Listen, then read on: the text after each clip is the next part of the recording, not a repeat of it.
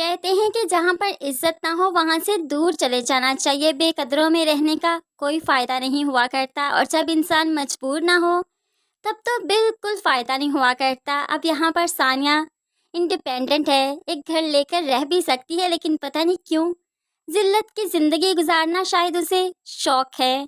इसीलिए तो ज़रूर और उसकी माँ धक्के देकर भी बाहर निकाले तो नहीं निकलती। इसी घर में पड़ी रहती है, ऑफिस जाती है और फिर इसी घर में आती है, इल्ज़ामात सहती है, तोहमतें सहती है, लेकिन इस घर से जाने का नाम ही नहीं लेती। हालांकि यहाँ पर आमना बेगम, जरून और किरण चाहते हैं वो चली जाए, तो फिर ये क्यों नहीं चली जाती। बेशक जब सानिया जाएगी तभी तो किरण की हकीकत खुलकर आएगी, लेकिन है किरण अभी भी अपने रंग ढंग दिखा ही रही है। सास बेगम जो कि किरण के पास आई, कल तुम लोगों का मोबाइल छीना गया, तुम लोग कहीं आउटिंग पर गए थे और तुम लोगों का मोबाइल छीन लिया गया। वो लोग तुम लोगों को भी नुकसान पहुंचा सकते थे, तुम्हें क्या ही ज़रूरत थी घर से निकलने की। तुम जानती हो ना आजकल तुम कितनी कीमती हो हमारे लिए, लेकिन तुम्हें ये बात समझ क्यों नहीं आती पता नहीं किरण। तुम बहुत बदल चुकी हो, पहले तुम ऐसी नहीं थी। पहले तो मेरी हर बात मानती थी, लेकिन आजकल अपनी ही मनमानी करती हो। क्या हो गया है तुम्हें। किरण को तो आमना बेगम की बातें बहुत ज्यादा बुरी लगी कि अब जरून आया तो उसे रो रो कर टस्से बहा बहा कर उसकी माँ की शिकायतें लगाने लगी। और जरून किसी कीमत नहीं चाहता कि किरण की आंख में आंसू आए, वो स्ट्रेस्ड हो और उनके बच्चे को नुकसान पहुंचे। तभी तो अपना कोट उतार कर बेड पर फेंकता है और गुस्से के आलम में माँ की तरफ चला गया, जिस पर किरण काफी खुश हो गई कि उसका काम तो हो ही गया। जाकर माँ से कहने लगा, हर क्या मसला है आपका। पहले सानिया पर इतनी रोक टोक और अब किरण पर। आप किसी को उसकी मर्जी की जिंदगी गुजारने क्यों नहीं देती। आखिर क्या मसला है आपका। तो आमना बेगम पूछने लगी, मैंने ऐसा क्या किया है, तुम मुझसे क्यों लड़ाई कर रहे हो। तो बता देता है, आपकी वजह से किरण रो रही है और आप जानती है ना वो डिप्रेस हुई तो नुकसान मेरा ही होगा, लेकिन आपको क्या फर्क पड़ता है। पहले सानिया सानिया ऐसे पड़ी है, अब किरण को कुछ हो गया तो क्या करूँगा मैं। इस घर में 3 औरतें रहती हैं और तीनों ही एक दूसरे से बात करना गवारा नहीं करती, तीनों की एक दूसरे से नहीं बनती।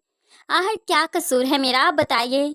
निकाह मेरा जिन हालात में हुआ उसे हादसा कहते हैं, और हादसे तो किसी के साथ भी पेश आ जाते हैं ना। आप मुझे मजीद अजियत क्यों दे रही हैं, किरण को बार बार टॉर्चर क्यों करती हैं। अगर उसकी वजह से मुझे कोई खुशी मिल रही है तो आप बर्दाश्त क्यों नहीं कर रही। अब तो आमना बेगम सर पीट कर रह गई कि किरण ने पता नहीं क्या क्या जरून को बता दिया कि वो इतना भड़क रहा है। हालांकि इतनी बड़ी बात तो नहीं, उसे बाहर उसकी हिफाजत के लिए ही कहा कि वो ना चाहे, लेकिन किरण किरण किसी की बात इतनी आसानी से सुन ले समझ ले, ऐसा तो मुमकिन ही नहीं। और किरण की माँ भी तो ऐसी है, लालची, लालच से भरी हुई। जब जब सानिया इन्हें पैसा देती थी ये सानिया के गुण गाती थी, और जब सानिया से किरण की दोस्ती खत्म हो गई वो सानिया और किरण आपस में सौतन बन गई। तो अब किरण काफ़ी पैसा देती है, जिसकी वजह से ये माँ अब किरण के गुण गाती है, सानिया को बुरा समझती है। सानिया के पास गई तो कहने लगी, तुम जानती हो सानिया ने दूसरी बार किरण के बच्चे को नुकसान पहुंचाने की कोशिश की। खुद माँ नहीं बन सकती और चाहती है कि किरण भी इस खुशी से महरूम हो जाए। कितनी मासूम दिखती है ना, लेकिन हरकतें देखो इसकी। तो सामिया कहने लगी, मैं जानती हूँ कौन सच्चा है कौन झूठा है, मैंने इन दोनों के साथ जिंदगी गुजारी है, काफी अरसा बिताया है। आप मुझे मत समझाएं कि किसने क्या किया, मैं खूब अच्छे से जानती हूँ। सामिया जानती है कि सानिया कितनी मासूम और किरण कितनी शातिर बल्कि शैतान औरत है। दूसरी तरफ फसी ने तो बहुत अच्छा किया कि किरण का मोबाइल स्नैच कर लिया और उसको तोड़ दिया। बेशक फसी बार बार ब्लैकमेल होना नहीं चाहता था किरण के हाथों, लेकिन अब किरण के पास फसी के खिलाफ तो कोई सबूत नहीं रहा। सहीफा बेगम का आखिरी वक्त आ चुका है और इस आखिरी वक्त में सानिया ही इसका साथ देगी।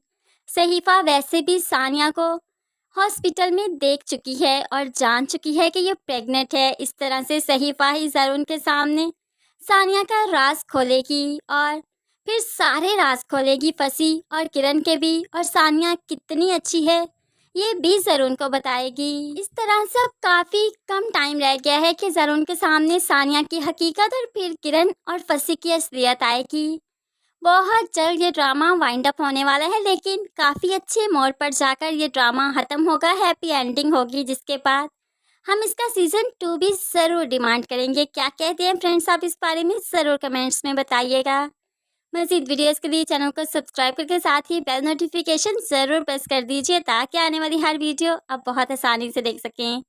दुआओं में याद रखिएगा, अपना बहुत सारा ख्याल रखिएगा। नई वीडियो तक के लिए अल्लाह हाफिज़।